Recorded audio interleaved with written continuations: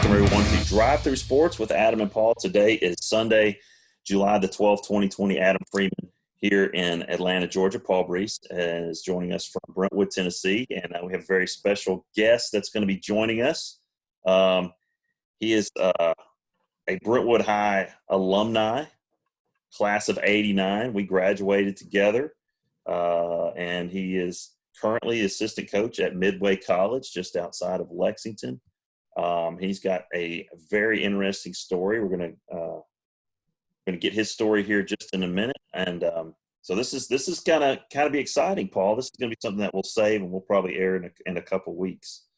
So, all right, I'm excited. Let's bring him on. So, without further ado, folks, Michael Rambo. Let's see what he's wearing. Coming to Kentucky us blue? He's going to be wearing something Kentucky. He's in his Kentucky lair down there. I can see as he's coming in.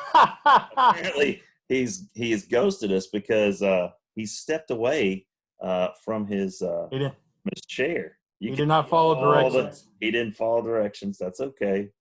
That's all right. I just texted him. I said, "You're on, buddy." He must be getting his audio set up. But anyway, just till he joins us officially here, had a very interesting journey to where he's at right now. he's got all his gear.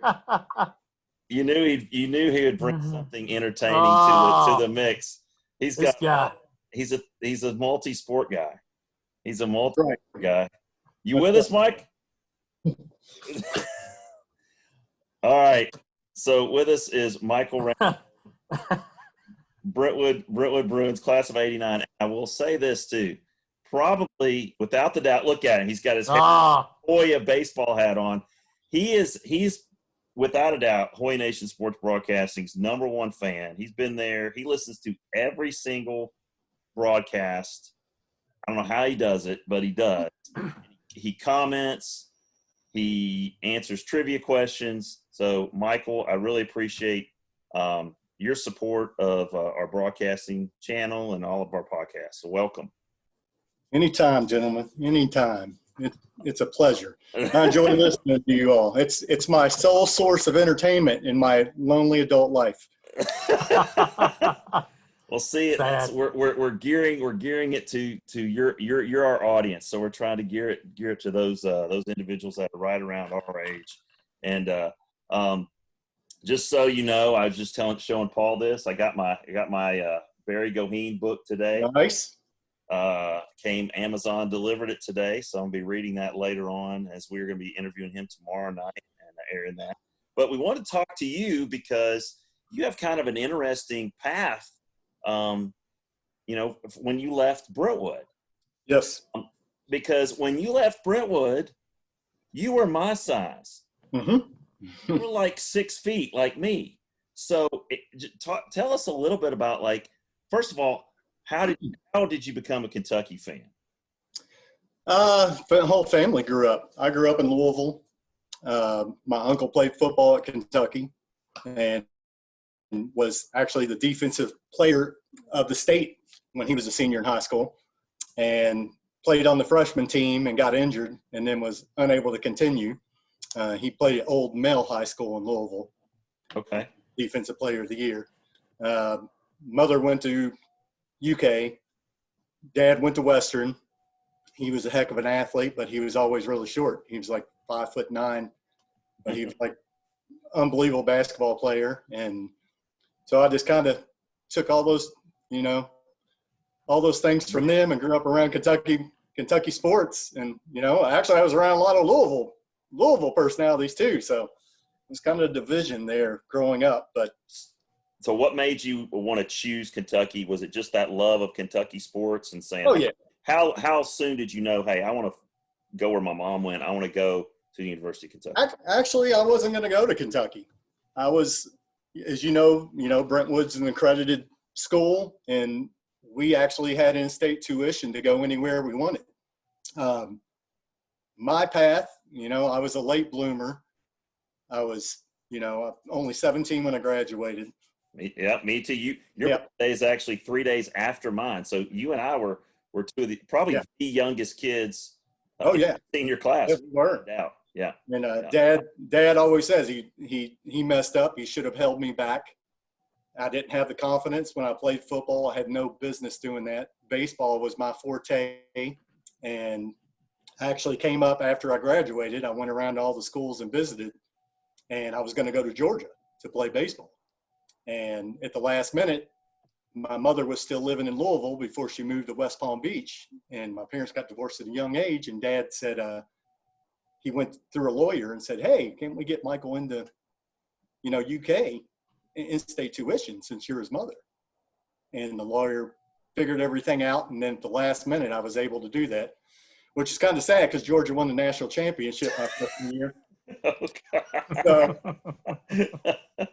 yeah. So it's pretty much we call it the Rambo luck. It seems to affect all my family on all decisions, the career paths. We get our hands on the cusp of greatness, and then it just slips off. Never fails. Well, I'd like to jump in and ask about your high school. I live on Murray Lane. My kids go to Brentwood High. Yep. Tell me, first of all, what was your sport when you? I mean, multi-sport athlete, obviously, but what was your favorite sport to participate in? Baseball was my sport. Okay, so your head coach at the time was Nick Wagner? Yes. Yep. Oh, the funny thing about that, like I said, my confidence, I was always on the elite teams. I was always picked first. I was always the all-star. I was always a great pitcher. When I didn't have the confidence, and I was small, like Adam said. So when I got to high school, I went the football route because I was tough for a little guy, and I was too small to play basketball, and I got my feelings hurt in junior high, and I just didn't do it. So basketball, I was going to do that, and I was wrestling at the time, and G.P. West, the Hall of Fame wrestling coach, absolutely, I quit, and I went in the gym with Coach King and was shooting during practice, and he came here and challenged me to a game on one-on-one and said, you're not quitting. I've got high hopes for you. And I was wrestling with Daryl Casey and Eric Nesbitt in my weight class. Oh, wow. Yeah. So basically I was a dummy on the floor, getting pummeled. And he came in and I waxed him like 21-2, and he left me alone. So Coach King never asked me to come out. I went to practices. I went in the locker room at the games at halftime. And then our senior year, it was me, R.C. Ford, William Petway. Was it Mark Liggett? We played Mark Liggett, Greg Fritz, Tom Rubin, and Coach King. We walked in the gym. We played him in the finals of intramurals our senior year, and he said, you're all going to get killed.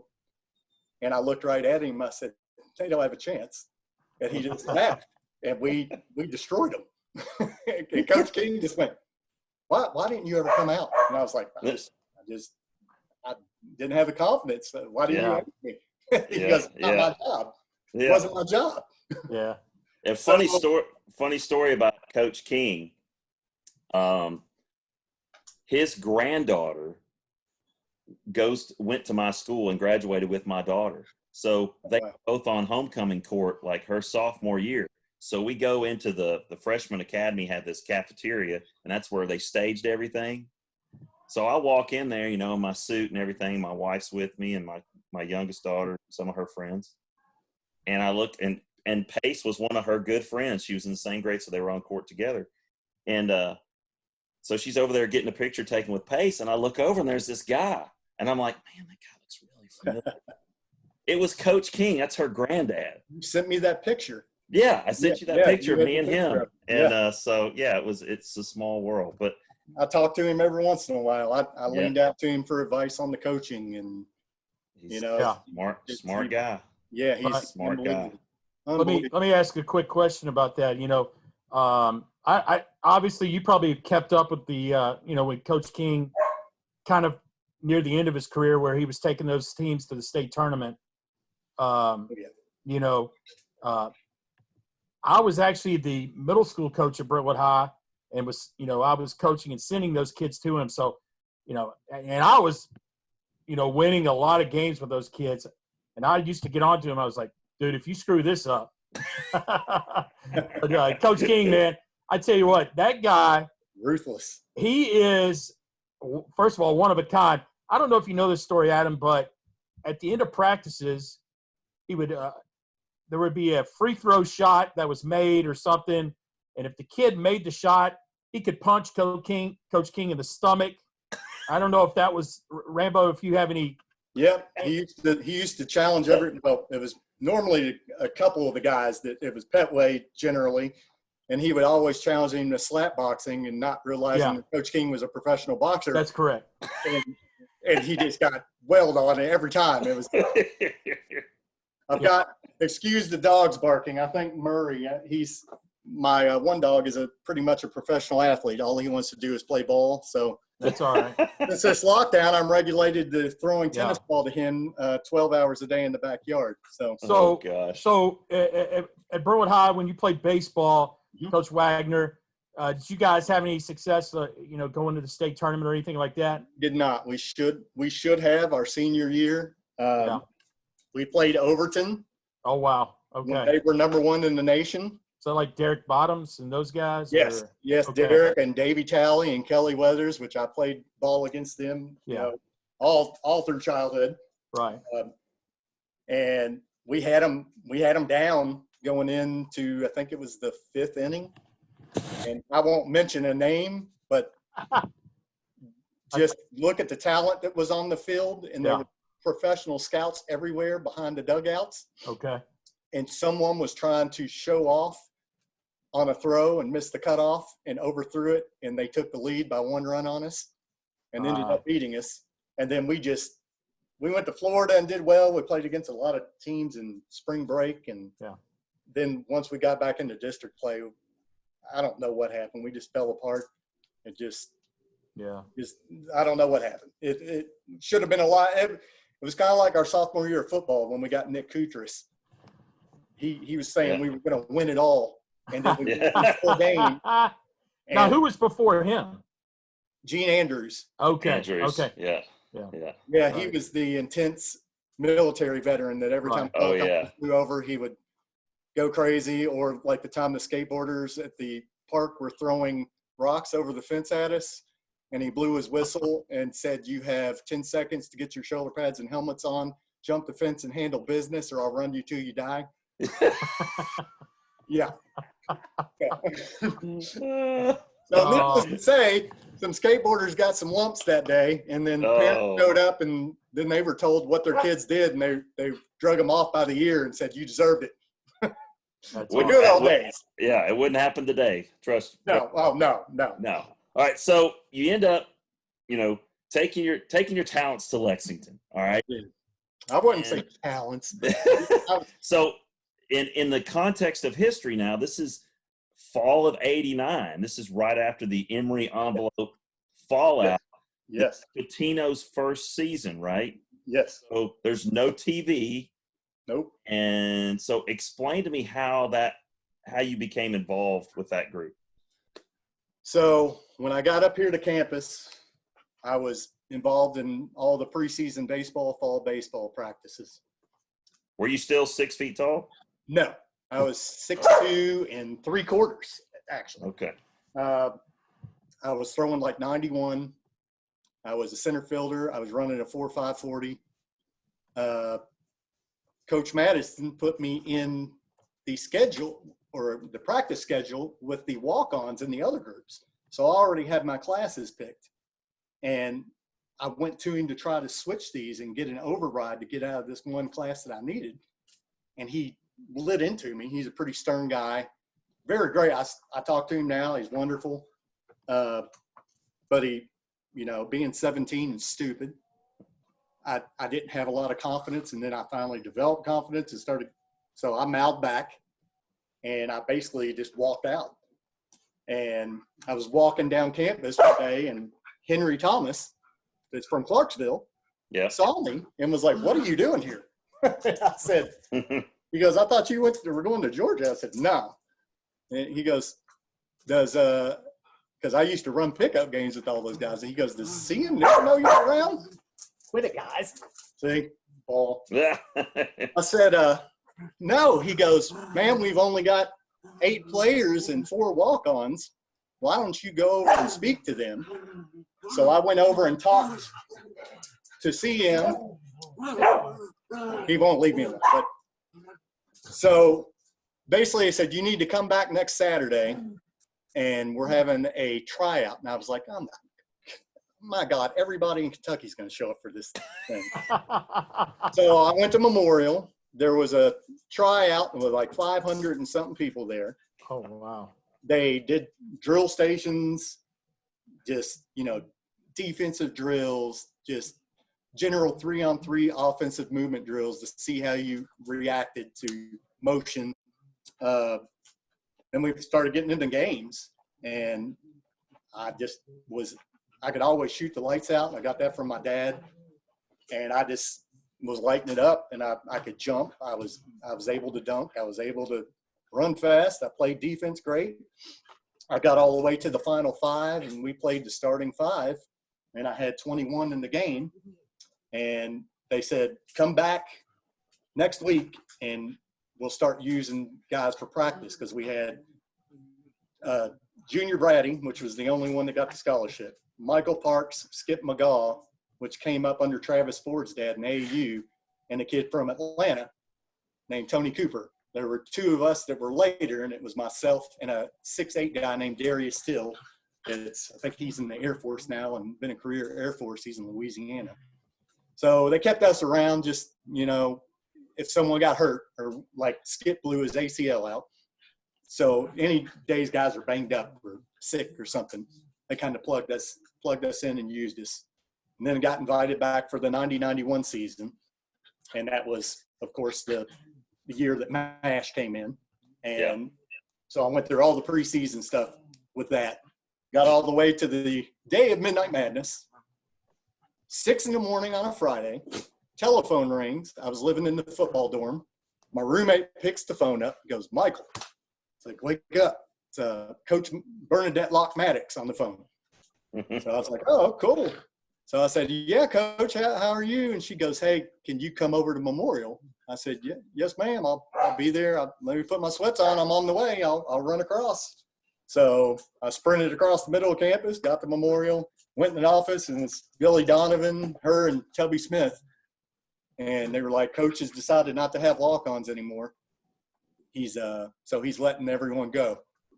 And I just kind of looked and was like, I have people coming for Midnight Madness. What am I supposed to tell them?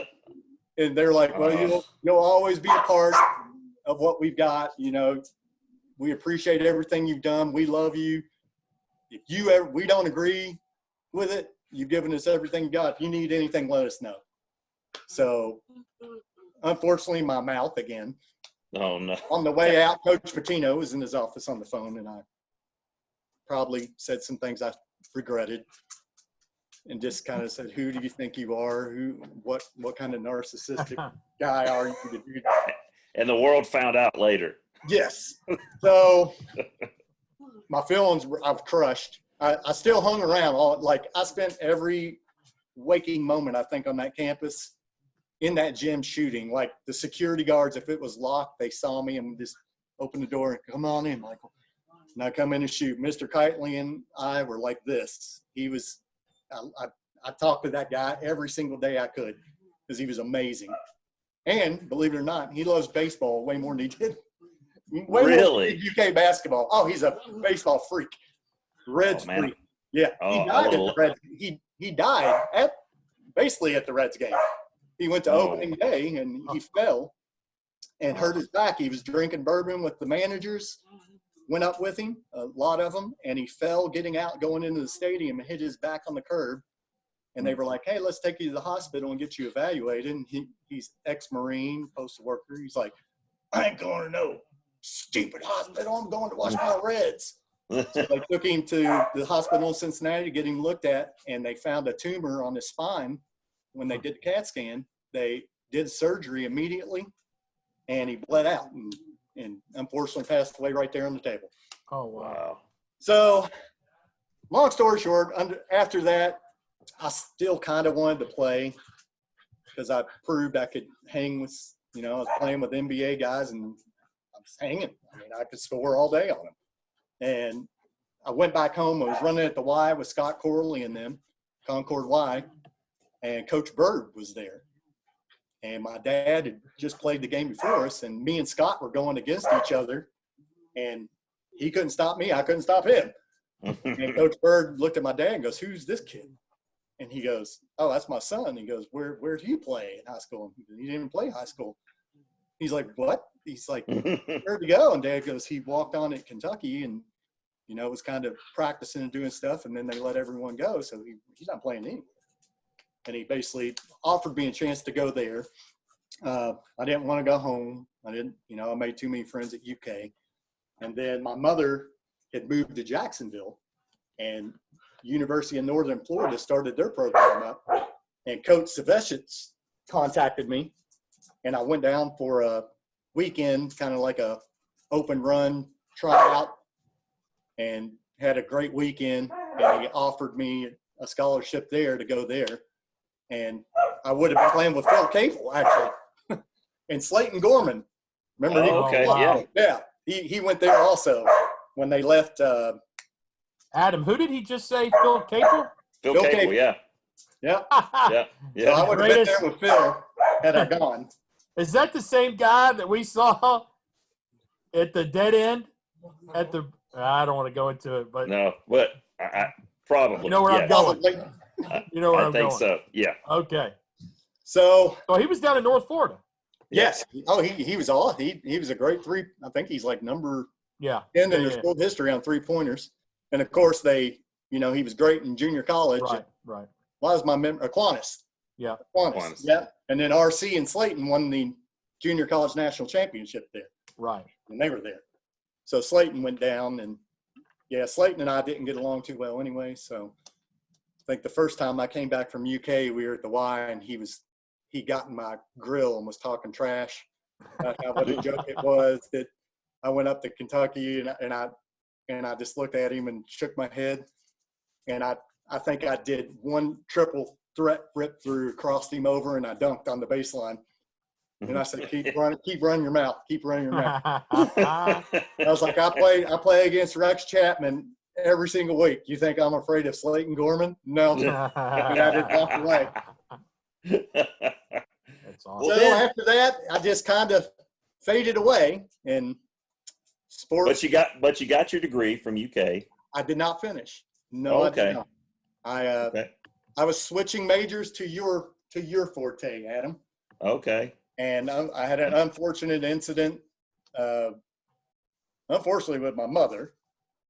And, I didn't have a great relationship with her. And I went back to school and got a 4.0 for a semester, and she failed to pay my tuition. So I went to school an entire semester and was about to finish up, and it didn't count. They said, "Oh, you were dropped in October." I was like, "It's January, and I'm waiting on my final grades. What are you talking about?" And they're like, "Your tuition never was paid." And I was like, so, God, he finds a way to help you. It just, you consolidate all that stuff, and it just floods out. So was this your first year at Midway? Yes. Yeah. Okay. I went to UK's camps. They gave me high schoolers. And then they said, at the end of this, we'll give you a fair assessment. Made some great friends that are Division I coaches. One that I was blown away by, you may want to look at, he is one of the most amazing humans I've ever met. Name was Joey Brooks. He's at Nicholls State as an assistant. This was his first full assistant coaching job. He was at Purdue as the student assistant the prior 2 years. And the star player is like pretty much his best friend. When we were in camp, he would sit there and we'd be eating and FaceTime and God, I'm going blank on him too. The little guard on Purdue that lit everyone up in the tournament. Oh, yeah. Yeah, with Boston. Yeah. Yeah. So Joey just kind of took me under his wing, and all the UK staff that were there took me under their wing and showed they really liked the way I interacted with the kids and my passion and my knowledge. And at the end of it, we all went out, and I said, yeah, this is a lot of fun. I'll probably just, come to do this to waste some time in the summers. And they all looked at me and said, you're an idiot if you don't try to do this full time. We will reach out and help you any way we can. Where do you want to go? Wow. And they were like, you can't go Division I. Because I said, yeah, I want to go to UK and get – I'll take a $100,000 a year job. Yeah. And they were like, yeah, that's probably not going to happen yet. But yeah. Well, tell us about Midway. I mean, it's located in Lexington? Yes, right? You know where the castle is? Yeah. Oh, yeah. Yep. So if you take the road right by the castle, you drive out about 6 miles, and that'll take you into Midway. And it's a small liberal arts, was an all-women's school up to 4 years ago. And then they added their men's sports. And you guys are NAIA? NAIA Division II. Okay, Division II. Yes. Gotcha. So it was amazing. Those kids saved me, and I owe everything to Joey and them. Like I said, Joey he's an anomaly. Right. He Now got a master's degree from Notre Dame, a master's degree from Purdue. He played football, started playing football his last year at Notre Dame. They made him a tight end. He's from Houston, 6'6", like 230 pounds, just freak athlete. He was an Eagle Scout. I was like, what have you not done? But he was awesome. Amazing. He taught me everything except he beat both my teams in the semifinals. It can't. He went undefeated. Obviously, he was a way better coach than me because he dissected everything I did and just torched us. But well, let me ask you this. I know that I see that Midway has a JV program as well, which is pretty huge for NAI. Oh, my God. Yes. To get enough kids together. Obviously, there's plenty of the talent pool in Kentucky to find kids that want to go and play somewhere like NAI is probably just like buckets pouring in. But did you have any involvement in the JV program? I was one of the technically Ryan Tremblay, which is a great influence on me too. He's been there 3 years. Right. He was the head coach of it because I wasn't going to step on his toes and come in. At first, we had so many guys, they were going to divide it into 2 teams and let us run it our own way. And it's too hectic for the travel involved. And, when you're doing varsity and JV, you don't stop. We go on the road for 3 hours, drive back, get back at 2, 3 in the morning, and then at 12 the next day, we leave on a 4-hour, 5-hour road trip for varsity. Yeah. So we just consolidated it to one team. And, we had our battles. It was a learning experience for me. We came a long way at first because I was like the substitute teacher to them. If Ryan had to go do something, they totally just took advantage of me. They would cuss me, scream at me about how stupid the stuff I was doing was. Oh, that's crazy. And I know how hard it is, in NAIA because I coached 2 years at Trevecca. Oh yeah. And so I had a young family at the time, and we would play on Saturdays and Mondays and Thursdays, and then we would do recruiting on Tuesdays and Fridays, and it's a lot of time that people don't realize, even for a small college, what you're doing. To include a JV program in that is definitely above and beyond. What you guys got going on there. So and we unfortunately, because we're so small, we have one gym. So we had to Wow. share. We have men's volleyball, women's volleyball, JV volleyball for both, women's basketball, JV women's basketball, cheerleading, dance team. So because at Liberal Arts University, the men's JV got last pick. So most of our practices were at 11 p.m. Oh, we go till 1 in the morning. So we stopped. Here's the good news, Rambo. Your men's volleyball team will not be playing Stanford University this season. They have folded. So Eagles mark them on. That's an automatic dub. If you had them on the schedule, that's a dub. That's a dub for the Midway Eagles. Maybe we can do that. Maybe we can schedule them for basketball and get that. That would be great. Hey, there we go. I'll tell you what. We played at Northern Kentucky. Yeah. On ESPN, and I walked into that place and I had no clue that arena, it's like an NBA arena. Yeah. And huge. And I just walked in, was like blown away. And I think that was when it hit home that I was coaching, because I was in the locker room at halftime and our coach was ripping the guys, and my phone just starts going crazy in my pocket. And I look down and it's all these people texting pictures of me on ESPN. I remember that. A guy from St. Lucia on our vacation that was our boat tour captain was FaceTime calling me and left a message that goes, "Hey, my brother, I'm watching you on ESPN in St. Lucia." That's So awesome. I was laughing and just like, wow, this is crazy. It was a surreal moment, I'll tell you that. So my last question, I guess, Adam, as we kind of wrap this up, is guys went 15-15. Yes. And, you know, checking the roster, I think you only lose like one or two guys, right? We've only lost our point guard, number 4, Caleb Britt, and he's going to go to Europe. He's going to Europe to play pro. So I've not heard much on the new recruits coming in because of the COVID situation. We're still searching for one more guy as a backup point guard, I do believe. But, I mean, you got got a chance to check out Claude Evans. Okay. He's our star. Look up Kwon, Kwon Evans. Okay. He was number 4 on ESPN Top 10 as a freshman. He dunked over the 7-foot center of Evansville at Evansville. He is, I call him Mega Kwon because he's like Megatron.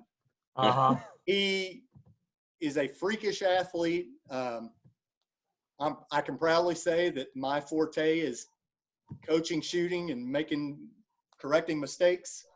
He shot 28% from 3 last year. I worked with him all year, and going into the final couple of weeks, he was shooting 41% from 3. And the dude is, he does things in games, and you're just like, what? And I don't even think he's reached his full potential. Yeah. Now, listen, I got to say this. I just saw the highlight. An impressive dunk for sure.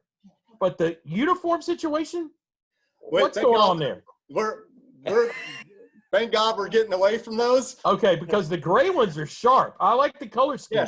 Yes. I threatened to spill bleach on those all year, so we would have to wear those again. That's I didn't know. Was that a tribute toward Evansville by wearing those short sleeve jerseys? Is that what the play was? That's what I said. I said, "Who are we? Evansville, circa 1980." Adam, you got to take a look at it. All right. It was I hideous. definitely will.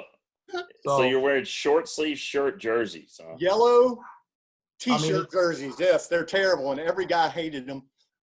But we had to share all our uniforms with JV too. So we only have 3 uniforms. The girls have like 8 uniforms. We have one shooting shirt. The girls have like 6. Title IX. Got you. Gotcha. But next year we've switched to Nike. I don't know if I like that or not, but we're at least the guys are excited about it. So well, good. Hopefully we'll get. I think those are off the table for now. Thank God, because I felt bad. I made fun of them the entire year. Well, every time they went out, I would just because I'm the guy who gets in there and practices with them. I don't sit on the sidelines as a coach. I'm in there banging with them. Like, I bled this year. I dislocated a shoulder this year. I had a knee injury this year. Last year, I tore my Achilles. Yeah, last year was your Achilles, I remember. Yeah, oh, God. It's terrible. It looks like someone shot me in the lower calf with a shotgun. There's like a big hollowed out area in there. So, but it's been a blessing, man. Those kids, I told them at the end of the season, you all don't know what you meant to me. You basically saved my life pretty much. You kind of gave me another direction to go in. So that's awesome. Well, we totally appreciate you being a part of this and letting us talk to you for a little bit. You gave us plenty of material here, and I'll probably have to cut it down to make it closer to 30 minutes, but that's easy to do. Yep. But Michael, I appreciate it. I appreciate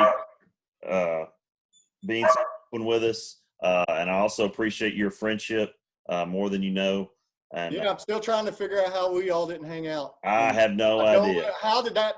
Because As Clint Clint, correct, but I think you came to my. I had a movie birthday party. It was like a sleepover, and we watched movies and had pizza and junk. And I think I was like at that. You and Galbraith, I think. And Yeah. Liggett and Michael Reyes, and then we just never really. And it's weird because Michael was devout. He lived right. Guy, and he lived right down the street from me. And I lived lived right down the street. houses. That's all we did was play wiffle ball. I know. We would go out and play wiffle ball all day, and tennis and swim and basketball and football and you name it. Yeah, I was hanging out with a lot of those kids from Lipscomb High School. Yeah, this guy over here. This freaking guy. Yeah, this guy. Hey. So, well, here's the good news. You got another Midway Eagle fan. I'm gonna be following you guys. Good luck, Rambo, and we'll have to do this again sometime. Absolutely. All right, guys. Thanks, Mike, and for everybody listening tonight. We want to appreciate you guys. I want you to follow us on Twitter at D3Sports, as well as subscribe to our YouTube channel, Drive Through Sports with Adam and Paul, and check us out on all our listening platforms on Apple Podcasts, Google Podcasts, iHeart, and Spotify. You can listen to Drive Through Sports with Adam and Paul.